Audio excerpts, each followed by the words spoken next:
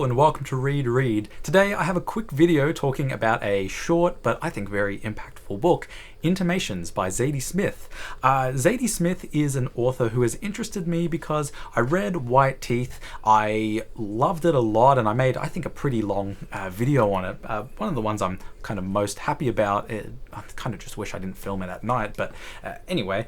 And I've kind of loved Zadie Smith's mind and seeing and reading her interviews. I have a lot of her books, but I feel like I just needed to get back onto the train of reading Zadie Smith, and so I read this Intimations collection just over a couple of hours, and I am so hyped now to get back into Smith's world.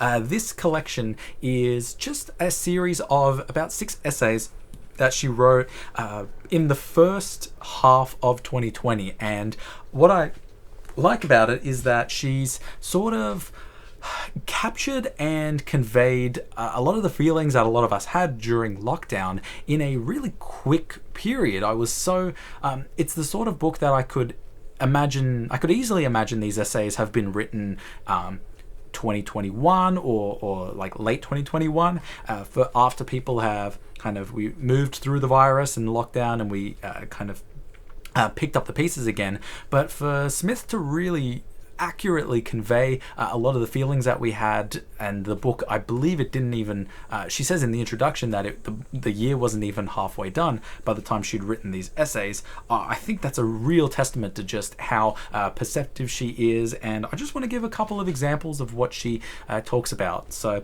one of the first essays is called Peonies, and part of what she talks about, or what I highlighted, is confronting feelings of womanhood, being a woman, perceiving oneself as a woman, and being perceived by society as a woman. And I want to read this example for her from this essay. She says, there were special words for me lurking on the horizon, pre-packaged to mark the possible future stages of my existence. I might become a spinster, I might become a crone, I might be a babe or a MILF or childless. My brothers, no matter what else might befall them, would remain men. And in the end of it all, if I was lucky, I would become the most piteous of all things, an old lady, whom I already understood was a figure everybody felt free to patronize, even children. Which I'm trying to remember where I heard this, but it was something like, it was in an essay, it might have even been the YouTube channel Then and Now. He was talking about masculinity and about perceptions of men, and he said something interesting, which was that men are allowed to be anything except women, which... It was. I enjoyed now seeing the other side of this, which was that men are always going to be men, but women have to predestined to have these names or these titles attached to them. A very great insight she makes. Obviously, being a person of color, and just talking about sort of the issues that America has with that, and but then comparing that to the fact that when COVID came to America, it was not targeted at a specific person. It was just that death had come, and she was inspired to sort of think about this because of a quote that Trump said, where he said, I wish we could have our old life back. We had the greatest economy that we ever had, and we didn't have death. And then Smith writes a bit later, we had unequal health outcomes, but in America, all of these involved some culpability on the part of the dead. Wrong place, wrong time, wrong skin color, wrong side of the tracks, wrong zip code, wrong beliefs, wrong city, wrong position of hands when asked to exit the vehicle, wrong health insurance or none, wrong attitude to a police officer.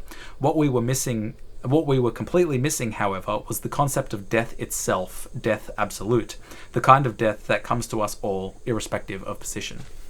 Pardon the pun, but I loved this section where she's talking about love, and she writes, love is not something to do, but something to be experienced and something to go through. That must be why it frightens so many of us and why we often approach it indirectly. Here is this novel made with love. Here is this banana bread made with love. If it wasn't for this habit of indirection, of course, there would be no culture in this world and very little meaningful pleasure for any of us. Although the most powerful art, it sometimes seems to me, is an experience and a going through. It is love comprehended by, expressed, and enacted through the artwork itself, and for this reason has perhaps been more frequently created by people who feel themselves to be completely alone in this world. Which, the context of that quote, by the way, I probably should have mentioned, is she talks about how many people in the lockdown picked up new skills and were just doing things for the sake of having something to do. Another thing that I love about Smith is that, and I got this as well in White Teeth. There's a section where, oh gosh, I can't believe I'm forgetting his name. The Archie's friend, the dad. Oh man, I'm gonna have to Photoshop this in. It's an embarrassment, but it's the scene where he's working in the restaurant and he's saying, I'm not just like a figure. I'm not just a background figure in your life. He's thinking about this. I'm a real person. I studied. I'm here. But he's just got this name tag. And that's something that I like about Smith, is that she really does tap in and talk about the working class in a way that, someone who is in the working class has to, I kind of really respect, and I love seeing it.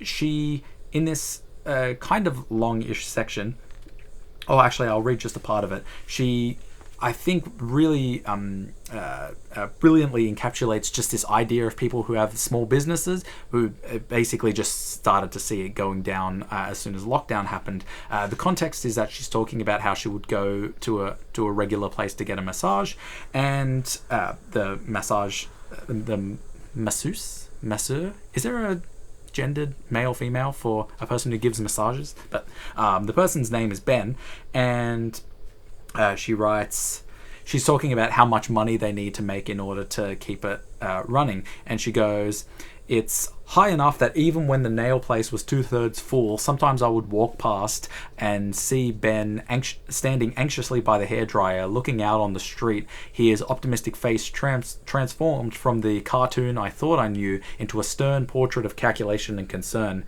at once mercantile and intensely humane, backlit like a Del Piombo, and evidently weighed down by far more than solely his son. Responsible rather for the 15 white-trousered livelihoods behind him, and God knows how many more. There he stood scanning for customers, hoping for walk-ins, or wondering where I was, maybe.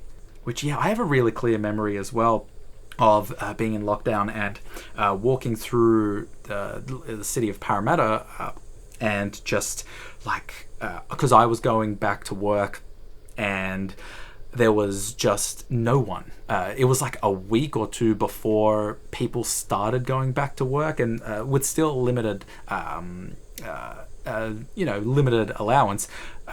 But just walking through a street and it's completely dead, and I'd never seen Parramatta like that, and have never yet seen Parramatta like that during the day. Maybe this is something a little bit reminiscent of Infinite Jest and the scene where they're talking about, or Wallace talks about video conferencing and how we would get all of these elaborate disguises and put on our faces. Smith talks about the strange storytelling of video conferencing began between my mother and me, where 2 or 3 storylines run concurrently. You catch up on the latest every few days, while you simultaneously stare at your own face, a surreal new advance in human conversation that leads to the self-conscious adaptation of one's own emotional responses in direct response to how you feel they look aesthetically. And this is maybe a bit scathing. I don't know how many people personally liked to hear this, but something that I've heard Smith talk about in other interviews. I think she mentioned this when it was like a joint interview, her and Jeffrey Eugenides, and she talks about how for underprivileged and especially African American artists, there are certain ways that if you're a musician, you can overcome class barriers and you can kind of make a living and make a career. But if you want to be a writer, there's just no way to do that really without getting an education. And so Smith talks about kind of making active changes and not just sort of doing the 1 like equals 1 prayer. And this is something that she said, which I think a lot of people will might bounce back on, but stood out to me. The truth is that not enough carriers of this virus of contempt have ever been willing to risk the potential loss of any aspect of their social capital to find out what kind of America might lie on the other side of segregation. They are very happy to black out their social media for a day to read all black books and educate themselves about black issues, as long as this education does not occur in the form of actual black children attending their actual schools.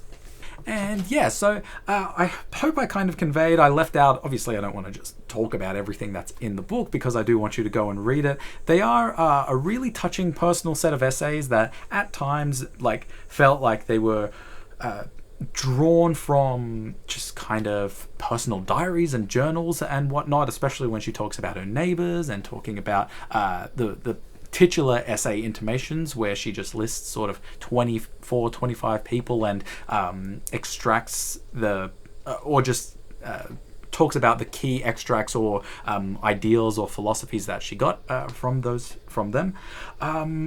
A very beautiful collection. I'm really glad to have spent some time in Smith's mind. My plan is to give her the Gaddis treatment of just reading every single book, every fiction book, at least chronologically. So I've got most of them, I reckon. I know I've got Autograph Man and On Beauty, so I'll be able to at least get a start with that. Let me know what your favorite Zadie Smith book is, and thank you for watching. I'll see you all in the next video.